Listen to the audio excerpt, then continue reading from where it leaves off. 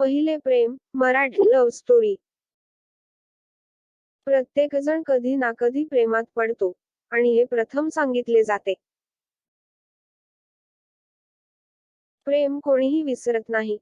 पहिलं प्रेम ते असतं जे प्रत्येकाच्या आयुष्यात एक नवीन अनुभूती आणते. पहिलं प्रेम हा आयुष्यातील सर्वात सुंदर क्षणांपैकी एक असतो. पण खूप कमी लोक भाग्यवान असतात की त्यांना त्यांचे पहिले प्रेम त्यांचे शेवटचे प्रेम असते. अशीच एक कथा आहे प्रीती आणि अमितची. प्रीती आणि अमित एकाच शाळेत शिकले. अमित 10वीत तर प्रीती 9वीत होती. दोघेही एकमेकांना पसंत करत होते पण एकमेकांना हे सांगायची हिंमत कधीच कोणाची झाली नाही. दोघांच्या डोळ्यात एकमेकांबद्दलचे प्रेम स्पष्ट दिसत होते. शाळेच्या संमेलनात दोघेही एकमेकांना रोज पाहत असत आणि दोघांच्याही चेहऱ्यावर हसू होते. जेव्हा उन्हाळ्याच्या सुट्ट्या चालू होत्या आणि अमित प्रीतीला खूप मिस करत होता कारण शाळा अजूनही बंद होती आणि ते एकमेकांना पाहूही शकत नव्हते आणि त्यांचे घरही एकमेकांच्या जवळ नव्हते. खूप विचार करून एक दिवस अमितने प्रीतीला फेसबुकवर शोधायला सुरुवात केली. कदाचित तिचे खाते असेल. दोघेही एकमेकांशी शाळेत कधीच बोलले नव्हते आणि सोशल मीडियावरही एकमेकांना फॉलो करत नव्हते. आता शाळा बंद झाल्या होत्या. अमित स्वतःला थांबवू शकला नाही.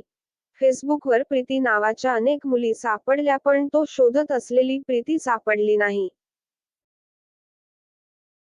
अमित खूप उदास झाला. प्रीतीला बघून तो खूप बेचैन होत होता. पण तो काहीच करू शकत नव्हता. दुसरीकडे प्रीती सुद्धा अमितला बघण्यासाठी शाळा उघडायची वाट पाहत होती. प्रीती 9वीत होती, म्हणून ती तिच्याकडे गेली. लोकांनी तिला फोन दिला नव्हता. त्यामुळे ती सोशल मीडियावर नव्हती. शाळा सुरू व्हायला अजून 15 दिवस बाकी होते. दोघेही एकमेकांना पाहण्यासाठी उत्सुक होते. शेवटी 15 दिवसांनी शाळा उघडली. दोघेही शाळेत जाण्यासाठी खूप उत्सुक होते.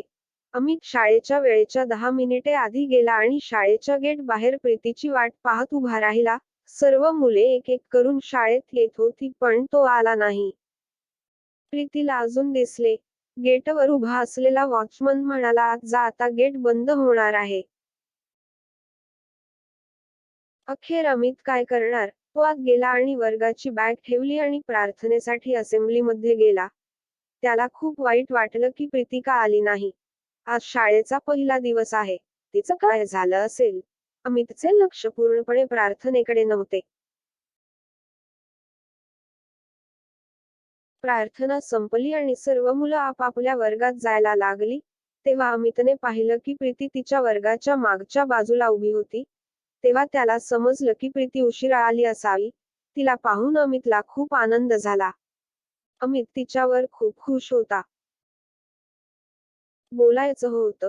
एकदा असं घडलं की अमित आणि प्रीती दोघांच्याही चेहऱ्यावर हसू फुललं होतं. दुपारच्या जेवणाची वेळ होती तेव्हा अमित प्रीतीशी बोलायचा प्रयत्न करत होता. म्हणूनच ती तिचा टिफिनही खात नाही. तो प्रीतीच्या वर्गाबाहेर चक्कर मारत होता की प्रीतीशी कधी बोलायची संधी मिळेल आणि तो तिला शाळेनंतर थांबायला सांगू शकेल. तेवढ्यात त्याला प्रीती वर्गातून बाहेर पडताना दिसली. ती एकटीच होती. संधी पाहून अमितने प्रीतीला सांगितले की शाळा सुटल्यावर कृपया थोडा वेळ शाळेच्या बाहेर बस स्टॉपवर थांब. त्याला पाहून प्रीती ठीक आहे म्हणाली आणि निघून गेली. शाळेची वेळ लवकर संपायची वाट बघत दोघेही आपापल्या वर्गात गेले. प्रीतीच्या मनात अनेक प्रश्न धावत होते. काय बोलणार अमित? काय बोलू त्याच्याशी? शाळेची वेळ संपली. सर्व मुले आपापल्या घरी निघून गेली. प्रीती आणि अमित देखील शाळा सोडून बस स्टॉपवर गेले.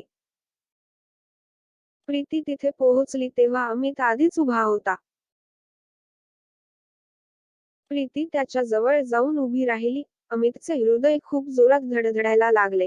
मग अमितने हिम्मत एकवटून विचारले, "तू फेसबुकवर आहेस का?"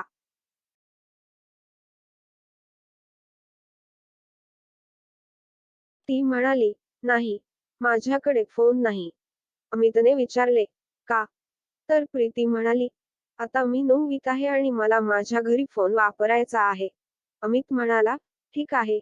मग दोघांमध्ये थोडी शांतता झाली त्यांच्यापैकी. मग अमितने विचारले, आज शाळेत उशीर का आलास? प्रीती म्हणाली, माझी बस चुकली होती.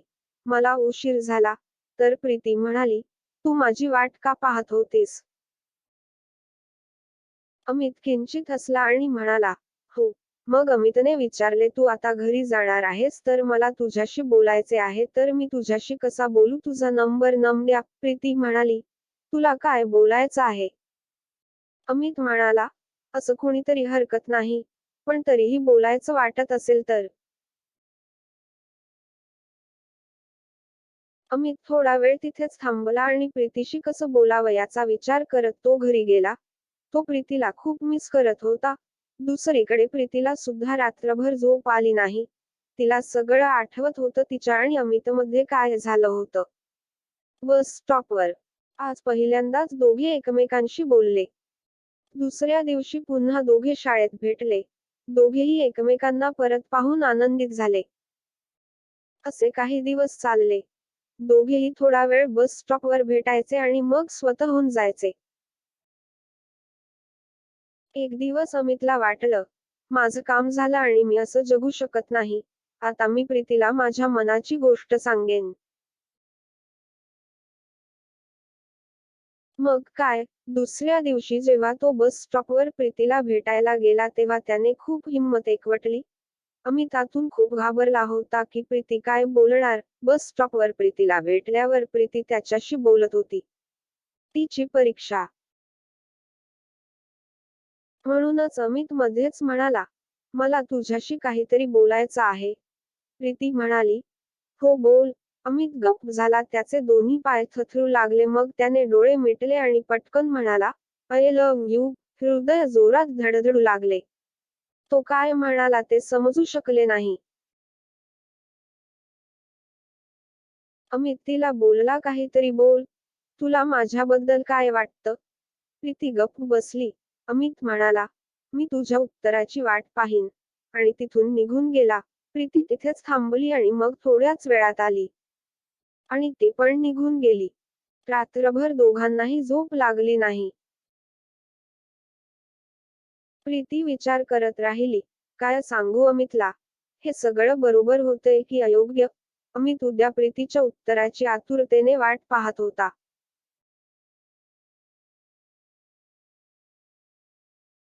दुसऱ्या दिवशी अमित शाळेत पोहोचला आणि आज प्रीती शाळेत आली नाही हे बघून तो अधिकच बेचैन झाला. प्रीती शाळेत का आली नाही? असे अनेक प्रश्न त्याच्या मनात घोळत होते. तो कोणाला काही विचारूही शकत नव्हता. शाळेतील कोणालाही हे कळू नये आणि प्रीतीला काही त्रास सहन करावा लागेल असे वाटत नव्हते. तो फक्त प्रीतीचा विचार करत होता.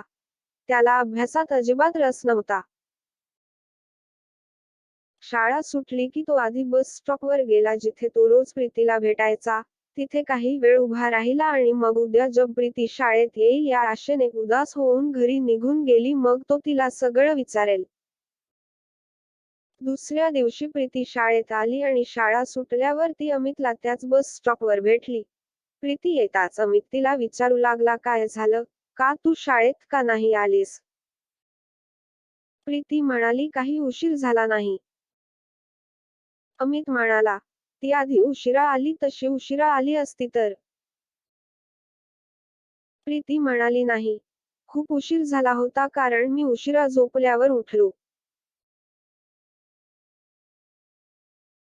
अमित हसायला लागला आणि मग विचारले, काय वाटले? मी तुला काहीतरी सांगितले होते. प्रीती गप्प बसली मग म्हणाली, काय सांगू? मला काही समजत नाही. अमित म्हणाला, त्यात एवढा काय विचार करायचा? मला माहित आहे. तू पण मला लव्ह यू. मी तुझ्या डोळ्यात पाहिलंय. प्रीती हसायला लागली. मग अमितला प्रीतीचे उत्तर समजले आणि म्हणाला, तुझे उत्तर समजले पण ऐक, मला तुझ्याशी बोलायचे आहे. मी कसे करू? तू सुद्धा नाहीस. एक फोन आहे. प्रीती म्हणाली, मला तुझा नंबर दे. माझ्या वडिलांचा फोन आल्यावर मी तुला कॉल करेन. पण त्या नंबरवर पुन्हा फोन करू नकोस, अमितने बरं म्हटलं आणि तिला माझा नंबर दिला. आणि दोघे आपापल्या घरी गेले. संध्याकाळी अमित प्रीतीच्या फोनची वाट पाहत होता. तो पुन्हा पुन्हा त्याच्या फोनकडे पाहत राहिला. संध्याकाळपासून रात्रीपर्यंत प्रीतीचा कॉल आला नाही. दुसऱ्या दिवशी शाळा सुटल्यावर अमितने प्रीतीला विचारले, का फोन केलास? ते करू नका, ती म्हणाली. माझ्याकडे माझ्या वडिलांचा फोन नव्हता आणि मी फोनवर काय बोलू हे देखील मला समजत नव्हते.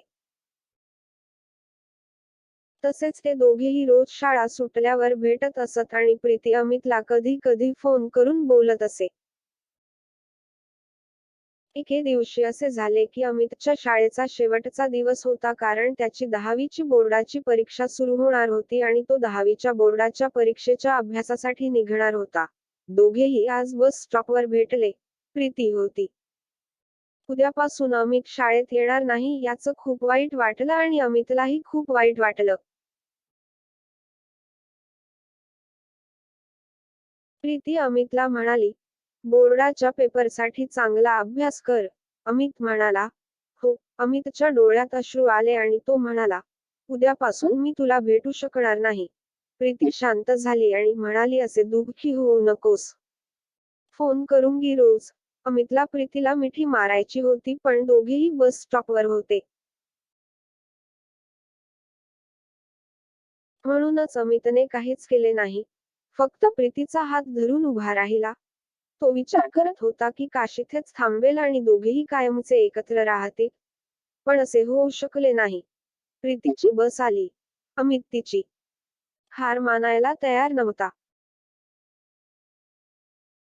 प्रीती त्याला खूप समजावत होती की, जाऊ दे, घरी पोचायला उशीर झाला तर मम्मी विचारतील तू उशीर का आलास. अमित अजूनही तिचा हात सोडायला तयार नव्हता. त्याने प्रीतीचा हात धरला होता आणि बस निघून गेली. प्रीती म्हणाली, बघ बस पण निघाली आहे. आता दुसरी बस कधी येणार? अमित बस प्रीतीला पाहत होता.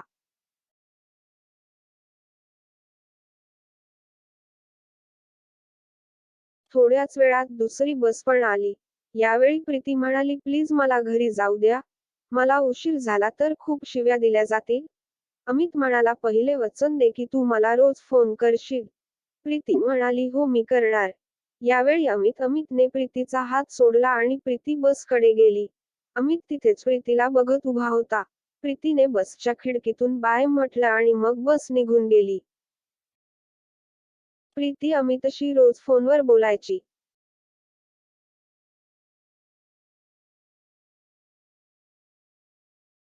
परीक्षेला 2 दिवस बाकी असताना अमितला प्रीतीला भेटायचे होते. एके दिवशी अमित प्रीतीला न सांगता त्याच बस स्टॉपवर शाळेच्या ड्रॉप ऑफवर गेला जिथे ते रोज भेटायचे. प्रीती त्याच बस स्टॉपवर शाळा सुटल्यावर घरी जाण्यासाठी ती आली. तिने पाहिलं की अमित बस स्टॉपवर आहे. अमितला दुरून पाहून ती खुश झाली. मग तिने ना उजवीकडे बघितले ना डावीकडे आणि पळत पळत बस स्टॉपवर पोहोचली. तिला खूप आनंद झाला. अमितकडे जाताच ती म्हणाली, तू इथे आहेस. काल तू मला फोनवर सांगितले नाहीस की तू येणार आहेस. अमित म्हणाला, कारण मला तुला सरप्राईज द्यायचे होते. म्हणून मी नाही बोललो. प्रीती म्हणाली, तू मला भेटायला आलास हे बरे झाले. मी तुला मिस करत होतो. खूप. अमित म्हणाला, हो. मी पण मिस करत होतो म्हणून आलो होतो. परीक्षेला फक्त 2 दिवस बाकी आहेत. भेटावं असं वाटलं. प्रीतीने विचारले, तुझा सगळा अभ्यास झाला आहे का? अमित म्हणाला, हो. सर्व काही जवळजवळ पूर्ण झाले आहे. ती म्हणाली, ठीक आहे. सर्व काही चांगले लिहा. तुला परीक्षेत चांगले मार्क्स मिळवायचे आहेत. अमित हो म्हणाला. 2 दिवसांनी अमितचा पहिला पेपर होता. परीक्षेच्या 1 दिवस आधी अमितचा फोन तुटला. अमितच्या धाकट्या भावाने फोनशी खेळताना तो पाण्यात टाकला. अमितला खूप राग येत होता, कारण आता तो प्रीतीशी बोलू शकत नव्हता. ना त्याला आता दुसरा फोन येणार होता, कारण परीक्षा चालू होती, त्यामुळे त्याचे वडील त्याला आता दुसरा फोन देणार नाहीत. पलीकडे प्रीतीला पण खूप काळजी वाटत होती की काय झालं आता अमितचा फोन का चालत नाहीये. मग तिला वाटलं कदाचित तो अभ्यास करत राहिला असता, मग त्याने फोन बंद केला असता. परीक्षा संपताच कदाचित अमित तिला भेटायला येईल याची प्रीती वाट पाहत होती. परीक्षा संपल्याबरोबर प्रीतीला भेटायला जायचे, असे अमितला वाटले होते. अखेर तो दिवस आला. आज अमितची शेवटची परीक्षा होती. परीक्षा संपल्यावर तो प्रीतीला भेटायला थेट बस स्टॉपवर जाणार म्हणून अमितला खूप आनंद झाला. आज त्याची हिंदी विषयाची परीक्षा होती. परीक्षेत पटकन पेपर संपवून प्रीतीला भेटायला जाण्यासाठी तो पटकन हात चालवत होता. पेपर संपला आणि तो पहिला वर्ग सोडून थेट त्याच बस स्टॉपवर गेला. शाळेला सुट्टी व्हायला अजून 2 तास बाकी होते. तरीही तो तिथे जाऊन प्रीतीची वाट पाहत होता. ते 2 तास सुद्धा त्याला वर्षांसारखे वाटत होते. 3 वाजले. शाळेला निघायची वेळ झाली. प्रीतीला बघण्यासाठी अमितचे डोळे बेचैन झाले होते. तो तिची आतुरतेने वाट पाहत होता. शेवटी त्याला प्रीती बस स्टॉपच्या दिशेने येताना दिसली. प्रीतीची नजर दूरवरून अमितकडे गेली. तिला स्वतःला थांबवता आले नाही आणि ती अमितकडे पटकन पोहोचण्यासाठी पळू लागली. ती रस्त्याने धावत आहे याची तिला पर्वाही नव्हती. तेवढ्यात अचानक पलीकडून एक ट्रक प्रीतीच्या दिशेने सुसाट वेगाने येत होता. अमित काही करण्याआधीच ट्रक प्रीतीला मारले आणि निघून गेले. अमितला काही समजले नाही. तो काही वेळ तसाच उभा राहिला आणि प्रीतीच्या आजूबाजूला खूप गर्दी जमली. मग कोणीतरी ॲम्ब्युलन्स हाक मारली. अमित धावत प्रीतीच्या दिशेने गेला. तो तिच्याकडे जाणार होता. तिथे उभ्या असलेल्या लोकांनी त्याला अडवले. तो पूर्णपणे शांत होता. त्याला काय झाले ते समजले नाही. थोड्या वेळाने एक ॲम्ब्युलन्स आली आणि प्रीतीला जवळच्या हॉस्पिटलमध्ये घेऊन गेली. अमित तसाच उभा राहिला. काही वेळाने तोही हॉस्पिटलमध्ये गेला आणि प्रीतीची चौकशी करून तिच्या खोलीच्या दिशेने गेला. तिथे त्याला प्रीतीचे आई, वडीलही आलेले दिसले. अमित काही अंतरावर उभा राहिला. त्याने पाहिले की प्रीतीची आई रडत आहे. हे सर्व पाहून त्यालाही रडावेसे वाटले. काही वेळाने प्रीतीच्या खोलीतून एक डॉक्टर बाहेर आला. प्रीतीचे वडील डॉक्टरकडे गेले आणि त्यांना विचारले, माझी मुलगी कशी आहे? दुहेरी अवतरण चिन्ह. तो ठीक आहे, नाही का? डॉक्टर उदास दिसत होते. मग ते म्हणाले, आम्ही तुमच्या मुलीला वाचवू शकलो नाही. हे ऐकून अमित तिथून निघून गेला. काय बोलावे ते समजत नव्हते. बस स्टॉपपासून थोड्या अंतरावर एक बाग होती. तो गेला आणि खाली बसला. तो खूप रडायला लागला. तो प्रीतीला खूप मिस करत होता. तो विचार करत होता की प्रीती आज तिच्यामुळे त्याच्या सोबत नाही. आज ना तो तिला भेटायला येणार ना हे सर्व घडले असते. संध्याकाळ झाली होती. अमित वाहा तिथे बसून खूप रडत होती. तेवढ्यात कोणीतरी अमितला रडताना दिसले आणि त्याला विचारले, काय झाले, तू इथे बसून का रडत आहेस? अमित काही बोलला नाही. मग तो माणूस म्हणाला, घरी जा, खूप उशीर झाला आहे. तुझे आई वडील तुझी वाट पाहत असतील. तिथून उठून सावकाश चालत घरी आला. त्याची आई त्याला विचारू लागली की तो इतका वेळ कुठे होता आणि आजची परीक्षा कशी होती. अमित बरं आहे म्हणाला आणि परीक्षेनंतर मित्राच्या घरी गेला. असे म्हणत तो त्याच्या खोलीत गेला. त्याला स्वतःचा खूप राग आला होता. तो खूप रडला होता. तो स्वतःला माफ करू शकत नव्हता. तो फक्त असाच विचार करत होता की प्रीतीची ही अवस्था त्याच्यामुळेच झाली, हा सगळा दोष आहे. काही महिन्यांनी अमितचा बोर्डाच्या परीक्षेचा निकाल लागला. त्याने त्याचा निकाल पाहिला आणि तो चांगल्या गुणांनी उत्तीर्ण झाला होता. त्याच्या निकालावर तो खुश नव्हता. तो फक्त विचार करत होता की प्रीती असती तर तिचा निकाल पाहून किती आनंद झाला असता. अमित आता पूर्णपणे बदलला होता. आता तो कोणाशी जास्त बोलतही नव्हता, फक्त एकटाच राहायचा. त्याच्या पालकांनी त्याला पुढील शिक्षणासाठी वसतिगृहात पाठवले. तिकडे गेल्यावर अमित थोडा बदलत होता. आता तो बाकीच्या लोकांमध्ये थोडा मिसळायचा. पण तो प्रीतीला विसरला नाही, की स्वतःला माफ करू शकला नाही. तो आयुष्यभर प्रीतीला अपराधी समजत राहिला. त्याच्यामुळेच प्रीती त्याला कायमची सोडून गेली असा तो विचार करत राहिला. तर मित्रांनो, कथा कशी वाटली ही कॉमेंट मधून आम्हाला जरूर कळवा. आवडली असेल तर लाईक करा आणि चॅनलला सबस्क्राईब करायला विसरू नका. धन्यवाद.